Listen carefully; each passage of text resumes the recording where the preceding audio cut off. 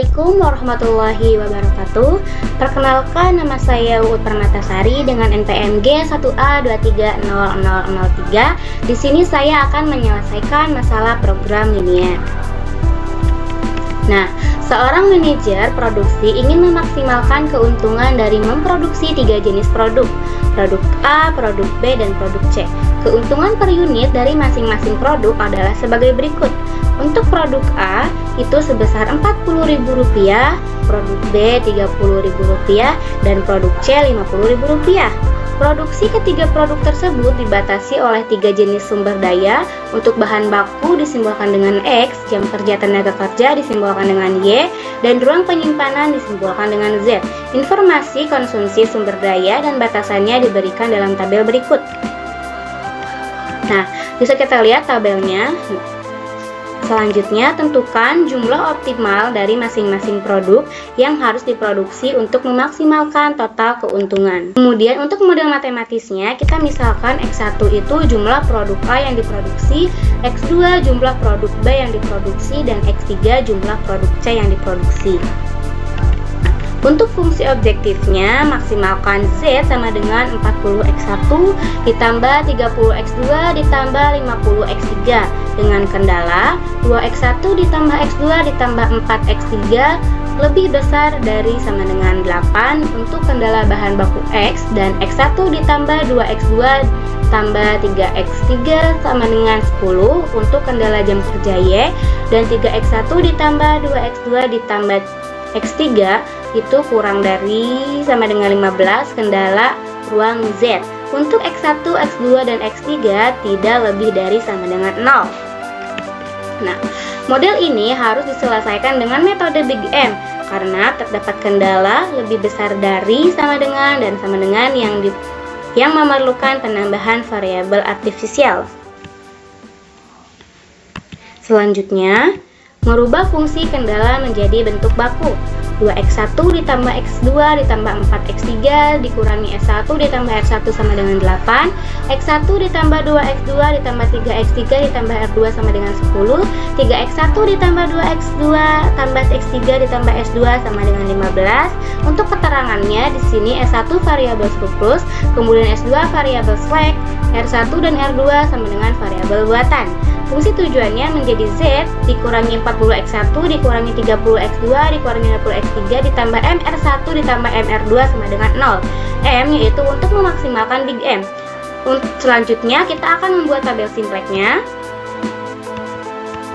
Nah, untuk literasi 0 yaitu di sini ada untuk baris Z ada negatif 40, negatif 30, negatif 50, 0, 0, M, 0. Nah, selanjutnya kita akan menghilangkan M pada R1 dan R2. Pertama, kita akan menghilangkan M pada R1 yaitu dengan cara Z sama dengan Z dikurangi M dikali baris ke baris R1. Nah, maka akan didapatkan yaitu di baris Z negatif 40 dikurangi 2M, negatif 30 dikurangi M, negatif 50 dikurangi 4M, M, 0, 0M, 8M. Nah, selanjutnya kita akan menghilangkan M di kolom R2 dengan cara Z sama dengan Z dikurangi M dikali R2, sehingga kita dapatkan di baris Z yaitu negatif 40 dikurangi 3M, negatif 30 dikurangi 3M, negatif 50 dikurangi 7M, M, 0, 0, 0, negatif 18M. Karena M di R1 dan di R2 udah hilang atau udah jadi 0, maka kita akan mencari kolom pivot. Nah, untuk mencari kolom pivot itu kita bisa melihat dari baris Z mana yang paling kecil. Bisa kita lihat bahwa yang paling kecil ada di kolom X3, sehingga kolom pivotnya adalah X3. Selanjutnya untuk mencari baris pivot yaitu right hand side dibagi kolom pivot. Nah, yaitu 8 dibagi 4, 2, kemudian 10 dibagi 3, 10 per 3, 15 dibagi 1, 15.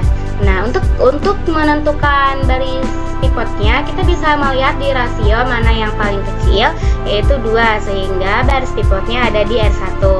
Nah, kemudian untuk di kolom pivot ini, kita jadikan 0 semua, kecuali yang antara baris pivot dan kolom pivot kita jadikan 1 dengan cara 1 bagi 4, kemudian R2 dikurangi 3 dikali R1 baru, dan S2 dikurangi 1 dikali R1 baru. Selanjutnya Z dikurangi R1 baru dikali negatif 50 dikurangi 7M.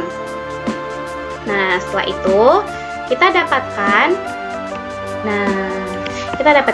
0, 1, 0, 0. Oke, nah, untuk kolom pivot selanjutnya itu ada di X2. Kenapa X2? Karena X1 itu positif dan yang negatif di sini hanya ada X2 dan S1. Jika kita bandingkan X2 dan S1 itu yang paling kecil adalah X2. Nah, selanjutnya untuk mencari baris pivot, kita melakukan hal yang sama seperti tadi dan kita dapatkan kolom pivotnya adalah yang R2.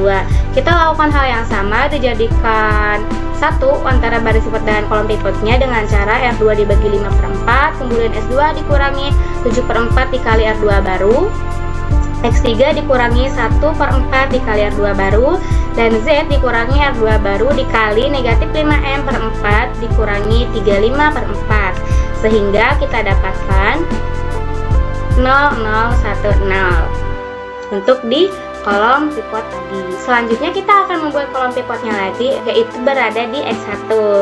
Nah, kemudian untuk mencari baris pivotnya lakukan hal yang sama dan yang paling kecil adalah di X3, sehingga kita akan membuat kalau antara kolom pivot dan baris pivot itu menjadi 1 dengan cara X3 dibagi 3/5, kemudian X2 ditambah 2/5 dikali X3 baru, kemudian S2 dikurangi 16/5 dikali X3 baru, dan Z ditambah 22 dikali X3 baru, sehingga kita dapatkan 1, 0, 1, 0, 0. Nah, bisa kita lihat apakah masih ada yang negatif? Ternyata ada, yaitu ada di kolom S1.